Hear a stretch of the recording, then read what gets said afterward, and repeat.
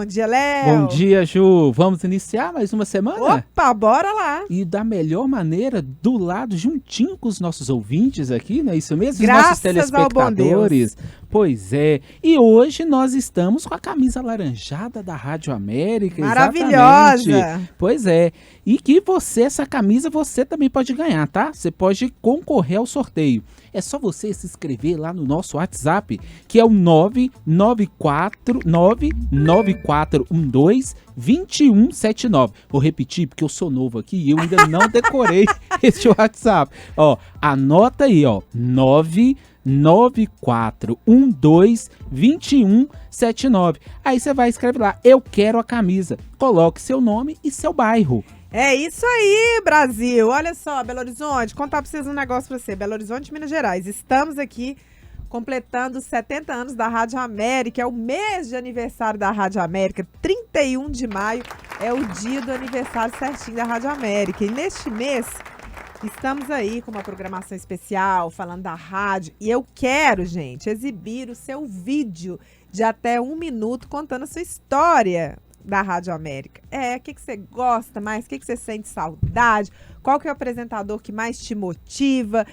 Quanto tempo que você fica ouvindo a Rádio América? Tem gente que fala que fica ouvindo a Rádio América do início do dia até o final. Lá em casa é assim, o rádio só desliga depois do Dom Valmor. Aí, gente, é isso que eu quero que vocês falem. Eu quero que vocês falem sobre isso para eu colocar aqui no Tribuna Livre. A partir de quinta-feira, vou começar a exibir os vídeos aqui dos nossos queridos ouvintes, mas você tem que mandar, então 994122179, grava aí seu vídeo deitadinho com o celular, tá? E manda pra mim um vídeo aí de até 1 minuto pra gente poder exibir aqui no Tribuna Livre, não é isso, Leonardo? É isso, e hoje é dia do quadro Meio Ambiente e Debate. Nós vamos receber o professor Daniel Neri do IFMG Campus Ouro Preto, que vai falar sobre corte orçamentário nos recursos hídricos do Brasil.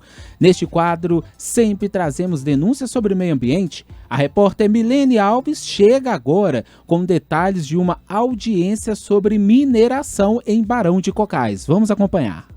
Uma audiência pública vai debater hoje os impactos sociais e ambientais da atividade mineradora na comunidade do Castro, localizada em Barão de Cocais, na região central do estado. A reunião será na Assembleia Legislativa de Minas Gerais, a partir da 1h30 da tarde, pela Comissão de Direitos Humanos. Os moradores da comunidade do Castro reclamam dos problemas causados pela mineração na região, como poeira e ruído constante de caminhões, já que a via do minério atravessa a comunidade. As mineradoras que atuam no local foram convidadas para a audiência e também são esperados representantes da SEMAD, Secretaria de Estado de Meio Ambiente e Desenvolvimento Sustentável, da Câmara Municipal de Barão de Cocais, do Ministério Público e da Associação da Comunidade do Castro. Repórter Milene Alves.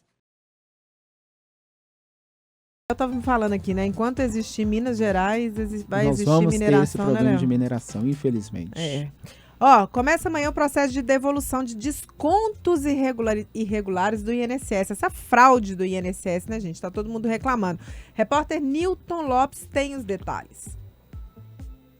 As autoridades suspenderam o confinamento de quase 7 horas para 150 pessoas em 5 municípios da região espanhola da Catalunha devido a uma nuvem tóxica de cloro causada por um incêndio em um depósito industrial. Mesmo assim, a recomendação é que pessoas vulneráveis e atletas fiquem em casa como precaução, porque algumas partículas tóxicas ainda podem permanecer no ar. Moradores dessas cidades costeiras a oeste de Barcelona receberam uma mensagem na manhã deste sábado, ordenando que permanecessem em suas casas com as janelas e portas fechadas. As estradas e estações de trem foram bloqueadas para impedir deslocamentos à região.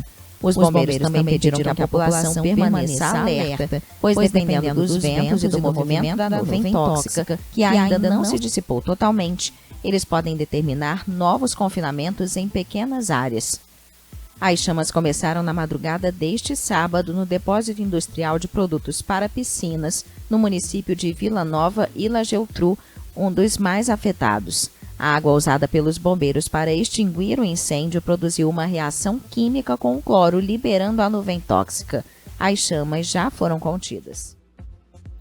Muito bem, gente. Vocês acabaram de ouvir, na verdade, nós anunciamos o Newton. Newton que vai chegar daqui a pouco com mais informações sobre aqui a nossa cidade. Na verdade, nós ouvimos uma notícia também sobre meio ambiente na Espanha, onde uma nuvem tóxica levou 150 mil pessoas ao confinamento temporário. E o Newton chega daqui a pouquinho pra gente falar sobre devolução de descontos irregulares do INSS, né, Léo? Exatamente. Esse negócio horroroso que tá aí, uma fraude aí de 9 bilhões de reais, e tem também uma questão, né, tava ouvindo, a tal das não vou nem falar fake news, né, mas é essa maldade que muitos políticos fazem para poder chamar a atenção das pessoas, né, porque nem o INSS ainda calculou quantas pessoas, né, quantos milhões foram fraudados aí, foram descontados. Estão falando aí de uma ordem de 9 bilhões. Aí eu tava vendo que aquele deputado Nicolas Ferreira fez mais um vídeo, né? Fez mais um vídeo e falou que são 90 bilhões, porque ele pegou todos os descontos que foram feitos no INSS em 2023, não separou nada, o que era legal e o que não era, e jogaram essa conta aí para poder viralizar, né, pra gente? Confundir o contribuinte. Confundir para fazer política. Exatamente. Ó, para você que nos acompanha na TV Horizonte, Leonardo chega agora com notícias importantes para você sobre os casos de doenças respiratórias aqui em Belo Horizonte. Vamos acompanhar.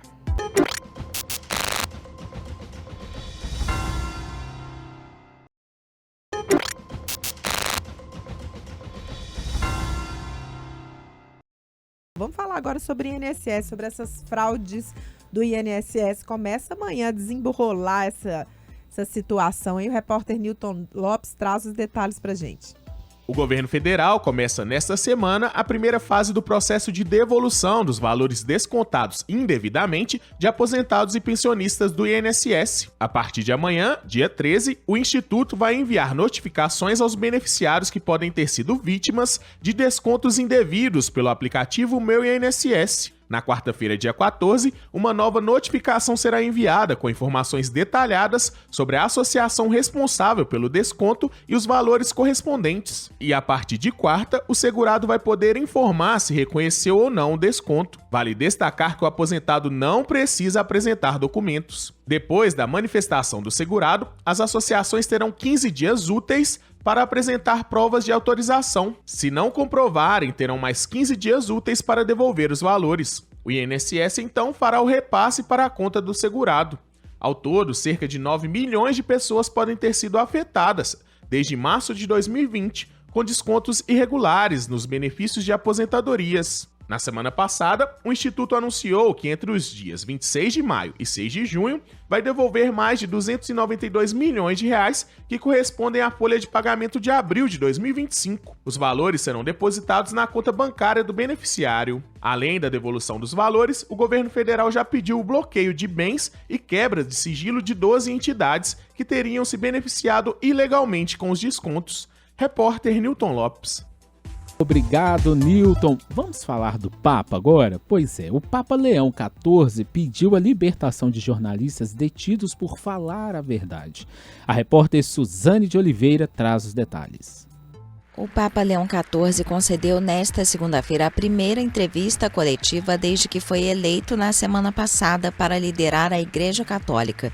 O novo pontífice apelou pela libertação de jornalistas presos no exercício da função. A Igreja reconhece essas testemunhas. Penso naqueles que relatam a guerra, mesmo à custa de suas vidas, a coragem daqueles que defendem a dignidade, a justiça e o direito das pessoas à informação, porque somente indivíduos informados podem fazer escolhas livres. O pedido aconteceu durante o primeiro encontro do pontífice com a imprensa credenciada no Vaticano e um dia após pedir paz para a Ucrânia e Gaza, com um apelo de guerra nunca mais. A organização Repórteres Sem Fronteiras calcula que em 1º de dezembro de 2024 havia quase 550 jornalistas presos no mundo e outros 55 sequestrados. O mundo descobre pouco a pouco o novo Papa, nascido nos Estados Unidos e naturalizado peruano, após anos de vida missionária no país da América do Sul. Robert Francis Prevost, de 69 anos, sucede a Francisco, o jesuíta argentino que posicionou os pobres e as periferias do mundo no centro de seus 12 anos de pontificado reformista. Gente, tô gostando desse papo, hein, Leonardo? Agostinianos são bons. Né? A congregação é muito boa, principalmente na área da educação. Bacana. Olha só, gente, um assunto difícil, até já falamos aqui no Tribuna Livre, né? Violência nas escolas. E as denúncias de violência em escolas em Minas Gerais cresceram 22%. Repórter Giovanni Rodrigues traz pra gente os detalhes. Ei, Juliana, bom dia. É realmente muito triste e preocupante ouvir sobre casos como o ocorrido em Uberaba, onde uma estudante de apenas 14 anos foi vítima de um ataque tão violento. Infelizmente, esses episódios refletem uma realidade alarmante que vem crescendo em Minas Gerais e em todo o país. Dados do Disque 100 mostram que até o começo de maio foram registradas 525 denúncias de agressões contra crianças e adolescentes em escolas, com uma média de 130 pedidos de ajuda por mês, um aumento de 22% em relação ao mesmo período do ano passado. Essas denúncias revelam uma série de violências, desde agressões físicas e psicológicas até injúria racial e incitação ao autoextermínio, muitas vezes ocorrendo de forma silenciosa e subnotificada. Cada relato costuma esconder múltiplas formas de violência, o que mostra a gravidade da situação. Especialistas apontam que esse aumento nas denúncias também é resultado de uma maior conscientização e discussão sobre temas como bullying, violência e importunação nas escolas. No entanto, há uma negligência que precisa ser enfrentada com mais ações de proteção e prevenção. Casos como o ataque à adolescente Melissa e a violência contra professores reforçam a urgência de ações efetivas. Repórter Giovanni Rodrigues. Gente, negócio de violência na escola é complicado. Ô, Léo, você sofreu bullying? Já, bastante. Quem nunca sofreu bullying? O que falava com você lá? Vamos ver. Muita coisa. Não, lembra aí um clássico aí. Deixa eu ver. Por conta da cor, né? Racismo. Né? Antigamente bullying, não era isso, né? Antigamente era bullying Meu na povo escola. me chamava de Olivia Palito, porque eu era muito magrinha. Eu era magrinho, você acredita? E aí eu morava numa rua terror lá no Santa Cruz, né?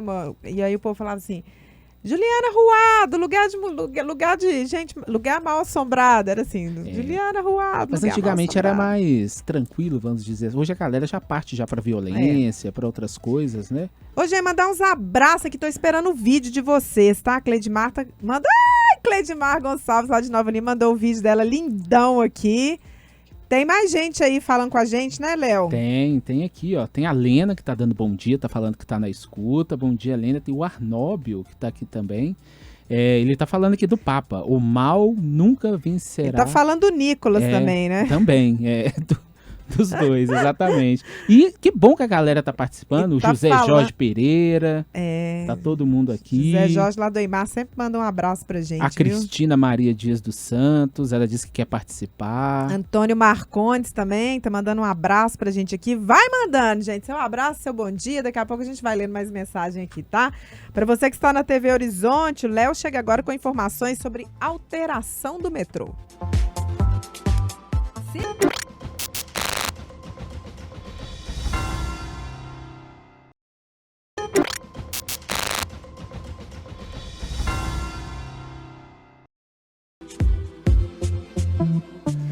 De volta com o nosso Tribuna Livre, segunda-feira, 12 de maio de 2025. Segunda-feira é o dia que nós falamos aqui sobre as questões ligadas ao meio ambiente. Hoje estamos recebendo aqui com muita alegria, mais uma vez, o professor Daniel Neri, que é professor lá do Instituto Federal de Minas Gerais, no campus Ouro Preto, e militante da Flama, à frente de luta dos atingidos e atingidas pela mineração. Professor, muito bom dia. Bom dia, pessoal.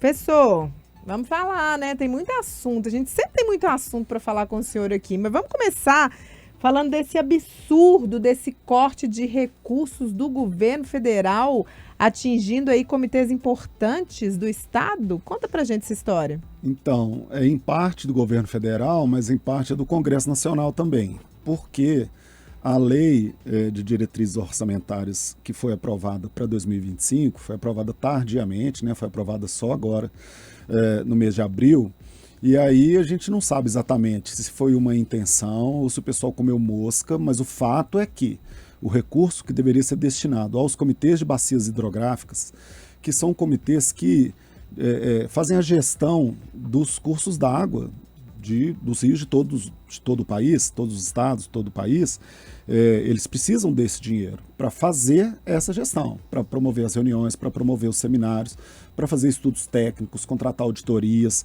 Quando a gente tem algum problema de contaminação nos rios, os comitês de bacia entram em ação para investigar o que aconteceu, para acionar os órgãos de justiça. O Comitê da Bacia de São Francisco, lembrando que foi criado exatamente por causa da tragédia da tragédia não, né? Do crime de Brumadinho, né? Logo depois. Não, os comitês já existiam, né? O que houve várias reformulações dos comitês e hoje, na questão ambiental, especialmente em Minas Gerais, contra a mineração, a gente tem nos comitês de bacia hidrográfica um dos poucos arcabouços que dão conta de enfrentar o capital privado, de enfrentar o capital mineral. A gente, infelizmente, está olhando com muita preocupação para esse corte, porque ele precisa de alguma forma ser restabelecido. O Comitê de Bacia do São Francisco, por exemplo, perdeu 15 milhões de reais fundamentais exatamente para essa gestão de todos os processos que ficam sob os cuidados dos comitês de bacia hidrográfica. E como que vai ficar agora? Nós até no início da reportagem, nós mostramos um caso, no início do programa, nós mostramos uma reportagem do caso de Barão de Cocais. Parece também que eles estão sofrendo, tem questão de poeira, também recursos hídricos. Nesse momento, é importante entrar a ação da prefeitura, do governo do estado, para tentar solucionar ou ajudar essa população, doutor? Olha, Barão de Cocais, assim como a maioria das cidades hospedeiras de mineração, né, a frase triste que eu sempre repito, né? Quando o parasita se instala, o hospedeiro adoece. Então a gente vê a indústria de mineração que parasita mesmo a cidade, não é, que suga a água, que tira o minério e deixa as externalidades. Então deixa poeira, trânsito de carreta, população transitória. Barão de Cocais sofre com isso, está quase sempre em evidência aí na mídia, né, na TV, nas rádios. Por quê? Especialmente uma cidade que, depois do rompimento da barragem de Brumadinho, sofreu com o terrorismo de barragens, ou seja, o nível da barragem que tem lá em Barão de Cocais, que é a barragem sul superior, foi elevada artificialmente, até hoje permanece em nível 2, as pessoas não podem voltar para suas casas. A atividade minerária em torno da cidade de Barão de Cocais segue aumentando, inclusive no perímetro urbano, e aí doenças provocadas pela poeira advinda da mineração de ferro, doenças do sistema nervoso, doenças de pele, doenças respiratórias, que atingem principalmente as crianças. E aí a gente vê em Barão de Cocais, até por parte do poder público, das prefeituras, que normalmente se ajoelham diante das mineradoras, a gente vê a prefeitura, a gente vê vereadores já se colocando contra esse avanço cruel, esse avanço sanguinário, esse avanço parasitário da mineração ali na cidade de Barão de Cocais. Já que estamos falando de barragem, a Assembleia Legislativa hoje com uma audiência importante sobre desativação de barragens. Então, essa questão da desativação das barragens, a gente tem que voltar um pouquinho, né, fazer um histórico aqui, que é o seguinte.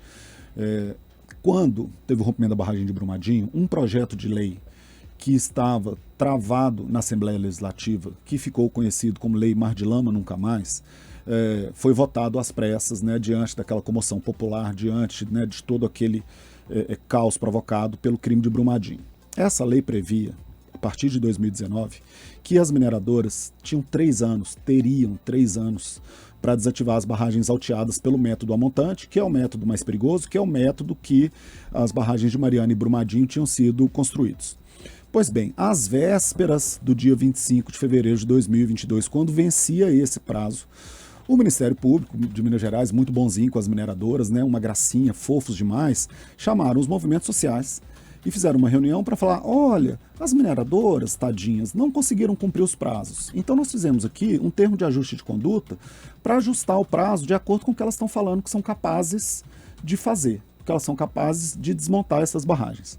É claro que a gente reagiu, eu estava nessa reunião, né, ninguém me contou, eu estava com o promotor Carlos Eduardo, que era o supervisor, que era o coordenador do CAOMA na época. Nós nos manifestamos com repúdio com relação àquela atitude do Ministério Público. E qual que é a consequência? algumas dessas barragens ficaram com prazos para 2029, 2030. A barragem Forquilhas 3, que é a barragem mais perigosa para o Rio das Velhas hoje, ficou com prazo de descomissionamento para 2035. Se você for em Itabirito, se você tiver oportunidade ou de passar numa estrada próxima à barragem das Forquilhas, ao complexo das Forquilhas, se você tiver a oportunidade, por exemplo, de fazer um voo de drone e tal, nada, absolutamente nada foi feito desde então. Desde 2019, quando a lei foi aprovada, ou desde 2022, quando foi estabelecido o novo prazo, e a Vale fala que está fazendo projetos. A gente sabe que essas barragens, elas foram usadas para tirar pessoas de territórios. Forquilhas 3, barragem de Doutor Antônio Pereira, barragem Sul Superior no Barão de Cocais, são as barragens que têm o prazo de descomissionamento mais longo, Doutor e Barão de Cocais 2029, Forquilhas 2035, e essas barragens seguem em nível de emergência, sem obras. A única barragem que tem obras de fato sendo executadas é a barragem de Doutor. A barragem de Sul Superior fica um manejo de rejeito para um lado e para o outro, e a gente sabe que a Vale está aproveitando esses rejeitos desde o rompimento da barragem de Brumadinho, enfim. E enquanto isso, quem mora próximo, né, vive essa insegurança. Quem mora próximo ou foi removido, não pode voltar, e aí a gente entende porque esse prazo tão dilatado, porque as pessoas desistem. É verdade. Né? As pessoas desistem. As pessoas tinham esperança de poder retomar seus modos de vida, de retomar os seus sítios, seus animais, sua criação. A maioria já fez acordos, venderam seus terrenos para a própria Vale por valores irrisórios. Os que restam já estão desistindo ou morreram.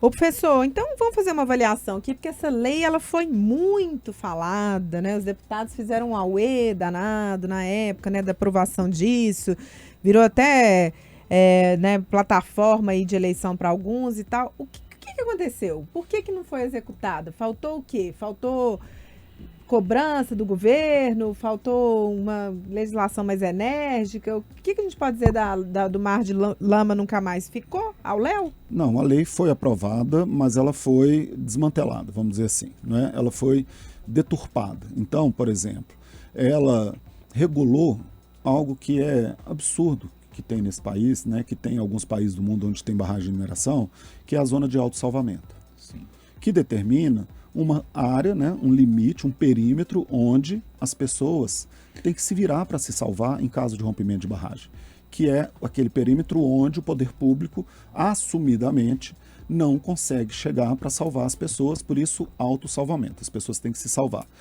Como que pode existir zona de autossalvamento? Como que as pessoas podem estar lá há gerações com seus sítios, suas fazendas, suas casas, suas criações, e aí vem uma mineradora, instala uma barragem e aí fala com as pessoas, agora o problema é seu.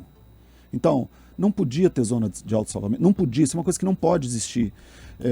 A barragem não pode ser feita em topo de morro. Isso é uma coisa que tinha na lei que foi tirada. Como que você constrói barragem em topo de morro?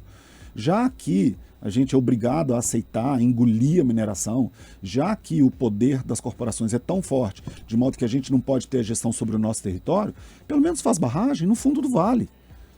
Pelo menos faz a barragem que não esteja em cima da cabeça das pessoas. A gente não conseguiu nada disso. Então, essa lei ela ficou travada na Assembleia em 2016, depois do rompimento da barragem de Mariana, que é quando ela foi proposta. Em 2019, ela finalmente foi aprovada com essas distorções. E aí, bom, não bastassem as mudanças que foram provocadas na lei, a gente teve isso que eu acabei de contar. O Ministério Público, ao invés de fazer a lei cumprir, que é o papel dele, o Ministério Público é o fiscal da lei, é quem tem que fazer a lei ser executada perante o Poder Judiciário. Em Minas Gerais, ele é um grande conciliador.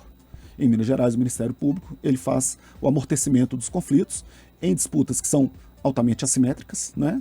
Você faz uma conciliação de um conflito com o poder bilionário dessas mineradoras transnacionais contra as pessoas, flama, movimentos atingidos, sabe? E aí o Ministério Público, ao invés de fazer o seu papel, ele faz o papel de favorecer as mineradoras. Infelizmente, em Minas Gerais é assim. Estamos ao léu, né? Ao digamos assim, né? Estamos ao léu. Na mineração em Minas Gerais, a gente, inclusive a Rádio América é um vetor importante dessas denúncias que a gente faz, né? A gente vê um cenário muito preocupante, né? Pelo menos enquanto tiver o governo Zema, enquanto tiver essa Assembleia que está aí. As eleições não salvam, mas elas têm a possibilidade de ajudar a mudar o cenário. Gostaria de agradecer ao senhor mais uma vez, nosso amigo, que nossos ouvintes já estão aí, gostam de ouvir, estão sempre ligados com a gente e até a próxima, né? Até a próxima. Obrigado pela oportunidade mais uma vez. Beleza, gente. Agora 11 horas e 40 minutos, nós vamos fazer um rápido intervalo e já já voltamos.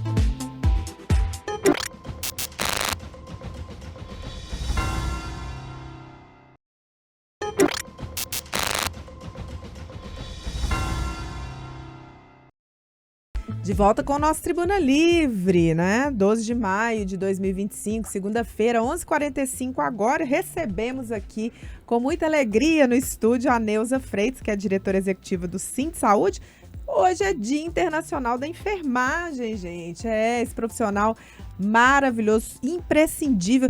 Eu falo assim, ó, só quem um dia internou num hospital começa a entender o valor maior do enfermeiro. Porque, assim, que coisa impressionante que é quando você precisa realmente dessas pessoas e o carinho, né? No momento que você está de fragilidade, de vulnerabilidade. E é essa gente, que faz a diferença na sua vida. Ô, Neuza, bom dia. Obrigada mais uma vez aqui no estúdio com a gente hoje. Bom dia, minha querida. Bom dia a todos os nossos ouvintes, a todos os nossos telespectadores. Bom dia, Rádio América. Bom dia, TV Horizonte. Enfim, bom dia a todos que nos acompanham. Olha, Juliana, olha, companheiros, na verdade a enfermagem é muito mais do que uma categoria importante. Ela é imprescindível. É verdade. Ela é imprescindível, porque a enfermagem hoje, ela tem cerca de mais de 3.100.000 profissionais no país, entre auxiliares técnicos e enfermeiros. Essa categoria, ela é a única categoria que está ao lado de um paciente do nascer até a morte. Então, esses profissionais, eles são muito mais do que importantes, eles são essenciais. E eu tenho a maior honra do mundo de compor essa categoria há mais de 43 anos de profissão. Com muito orgulho, né, Neuza? Muito orgulho, muito amor, muito carinho, muito profissionalismo, muita responsabilidade, mas, acima de tudo, com muita vontade de mostrar o que é essa categoria e também de defender seus direitos. Ô, Neuza, no nosso estado aqui, na nossa cidade também, são aproximadamente, qual que é o número de profissionais que nós temos hoje? Certo. Em Minas Gerais, nós temos cerca de 250 mil profissionais de enfermagem. Dia e noite? Dia e noite. Eu estou falando inscritos, né, no Conselho Regional de Enfermagem, que o nosso parâmetro é feito dentro dos inscritos da categoria de enfermagem, dentro do Conselho de Enfermagem, porque é aquele que, para exercer sua profissão, ele tem que ter inscrito. Então, os dados vêm a partir do Conselho Regional de Enfermagem. Então, são cerca de 250 mil profissionais, cerca de 150 mil técnicos de enfermagem, que é a maior categoria dentro da categoria de enfermagem. Cerca de 60 mil enfermeiros. E no país, ultrapassamos 3.100.000 profissionais. Somos a maior categoria, superando todas as categorias do país. No entanto, a menos valorizada. Por isso que esse povo todo fez uma luta, uma força gigantesca para conseguir aprovar o piso da enfermagem, que na verdade não foi do jeito que vocês queriam, não, porque é uma politicagem danada, um negócio horroroso. Não deveria ser assim, principalmente por conta do trabalho desses profissionais na pandemia, né? A gente fica muito triste com isso, mas assim, Neuza, a gente sabe que a enfermagem ela tem umas características diferentes, a escala, por exemplo. E antes do piso, a gente percebia, né, que muitos dos profissionais que deveriam estar de folga, né, por causa da escala, acabavam tendo que arrumar outro emprego. Isso, inclusive, aumenta a chance até de erro médico. Melhorou alguma coisa com o piso? Muito pelo contrário. E você tocou num assunto extremamente importante. Na verdade, a nossa luta por um piso salarial, hoje o piso, na verdade, ele não é um piso, ele é apenas um complemento.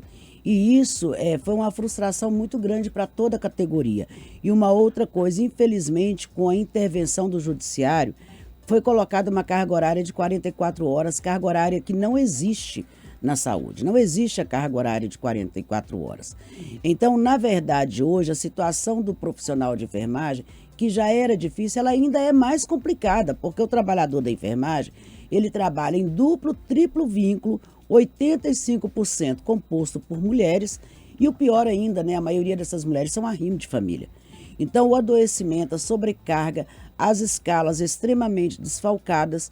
Então, com isso, além de gerar a sobrecarga, acarreta também no risco de erros que muitas das vezes são irreversíveis. Porque a enfermagem é a única categoria que ela não pode errar. A enfermagem ela não verdade, pode verdade. errar. A enfermagem ela tem que trabalhar com uma tranquilidade, e isso é o que nós exigimos quando nós falamos de condição de trabalho.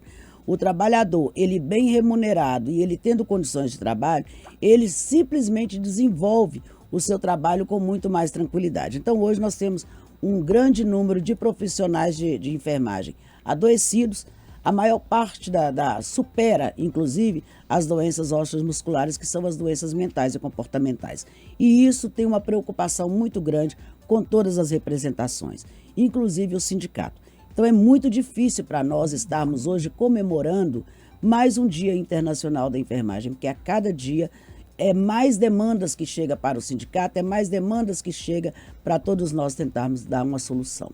Ô Neuza, agora eu queria que você atualizasse para a gente a situação lá no Amélia Lins, Maria Amélia Sim. Lins. No Maria Amélia Lins, na verdade, é um hospital que poucos conhecem, né? Infelizmente, poucos conhecem, mas a TV Horizonte, a Rádio América está fazendo o acompanhamento ostensivo desde o início. É o primeiro pronto-socorro de Belo Horizonte, né? Nós temos o maior orgulho de dizer isso. É um hospital pequeno, mas de uma importância fora do normal, porque é um suporte do Hospital João 23. Mas, na verdade, hoje é mantida uma decisão do TCE, que é a questão do edital, que foi suspenso. Mas teremos, então, o julgamento dentro do TCE da ação. No momento, nós só temos uma liminar. No Tribunal de Justiça, nós tivemos uma liminar, que foram colocados como os embargos, né? Mas foi cassado, nós tivemos cassado essa liminar, mas agora já está agendado para o próximo dia 15, agora o julgamento no Tribunal de Justiça de Minas Gerais, ao qual já estamos convocando a categoria para estarmos na porta do TJ, não para afrontar os desembargadores, mas para conscientizá-los da importância de dar uma liminar favorável, mantendo a decisão definitiva para a reabertura desse hospital, porque continuamos apenas com alguns pacientes internados, muito poucos ainda sendo atendidos no ambulatório, que era cerca de 3.000 atendimentos mês, mas o bloco cirúrgico continua fechado, mesmo totalmente equipado e reformado.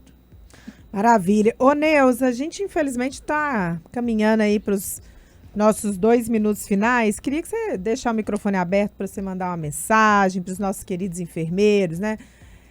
Como você mesmo diz, não é uma data para comemorar tanto, mas é uma data de luta, de resistência. A gente sabe que o Sindsaúde faz isso muito bem, Sim. né? E eu sei que você tem passado por muitas provações, não é mesmo? E tá aí uma mulher aguerrida, uma mulher sobrevivente, uma mulher lutadora. Eu tenho maior orgulho e admiração por você sabe disso, né? Ô, meu amor, obrigada. O reconhecimento, o carinho, o respeito é mútuo, pode ter certeza disso. Eu tenho um orgulho de fazer essa luta, de trabalhar nessa luta em defesa da categoria. Realmente não é mais um dia para comemoração, mas é mais um dia de lembrar da necessidade da luta e da resistência dessa categoria. Eu tenho um orgulho de compor essa categoria, estar hoje na rede FEMIG há mais de 20 anos, mas sempre fiz parte do serviço privado, sempre trabalhando, sempre em busca de melhores condições. E eu tenho certeza que a luta dessa categoria, que eu deixo claro que é uma das categorias mais difíceis de serem organizadas, até mesmo pela necessidade de mantermos uma escala, né? Nós temos que cumprir a lei, diferente do governador do estado e da gestão, nós cumprimos lei, né? Então, e outra coisa, trabalhamos em defesa da vida, e aquele que está sob nossos cuidados, ele simplesmente não pode esperar. Mas nós temos hoje o reconhecimento e o respeito de toda a sociedade mineira nas lutas que nós desempenhamos. E quando a enfermagem vai para as ruas, ela vai muitas das vezes com toda dificuldade, mas sabendo que é a única forma de defender os seus direitos. Esperamos realmente um piso nacional reconhecido, vinculado a uma carga horária que é a recomendada pela Organização Mundial de Saúde, que são as 30 horas semanais. Mas tenho certeza que nós vamos conseguir vencer. E agradecer, mandar um abraço enorme para toda a categoria de enfermagem de Minas Gerais, do Brasil, meus companheiros da Rede FEMIG, do Júlia Kubitschek, onde eu trabalho. Um grande e forte abraço a todos e a toda a sociedade, a todos os nossos ouvintes. O meu muito obrigada. Obrigado, Neuza. Ela que está aqui representando aqui, conversando com a gente, é a diretora executiva do Sindsaúde. É isso, Neuza. Abração pra você. Volte sempre. Você sabe que aqui o Tribuna Livre você tem passagem livre aqui, viu? Manda um abraço pra todo mundo da categoria, gente. Tribuna Livre chegando aqui ao fim. Siga o nosso Instagram lá, Rádio América Oficial, TV Horizonte Oficial, Rede Catedral. Lembrando que você pode conferir este programa e os recortes desse programa também maravilhoso, tal dos shorts, né? Lá no nosso YouTube, TV Horizonte Oficial. Vambora, Léo? Vambora, porque tá chegando agora o Rede Notícia com o André Santos e a Milene Alves. Eles vão trazer mais detalhes sobre essa situação das doenças respiratórias na capital, que a Neuza tem certeza está acompanhando sempre aqui também. Fica aí com a gente, Tribuna Livre hoje, apresentação e produção, Juliana Lima, Léo Apolinário, estagiários nossos queridos, Luiz Barcelos, Rafaela Bernardi, trabalhos técnicos, Rafael, é o Haroldo Ferreira, o Elton Barbosa, o Alan Júnior, o Reinaldo Santos, coordenação técnica, Jefferson Sanches, camarim, nossa querida... Hoje é a Cristiane. Hoje é a Cris. Exatamente. Ana Flávia tá de folga. Coordenação Isso. de jornalismo da Rádio América, Paulo César Jardim. Direção da TV Horizonte e Rádio América, Ana Paula Damasceno. Direção-geral da Rede Catedral de Comunicação Católica, Padre Samuel Fidelis. A gente vai, mas você continua conosco. Grande abraço. Até amanhã. Até amanhã.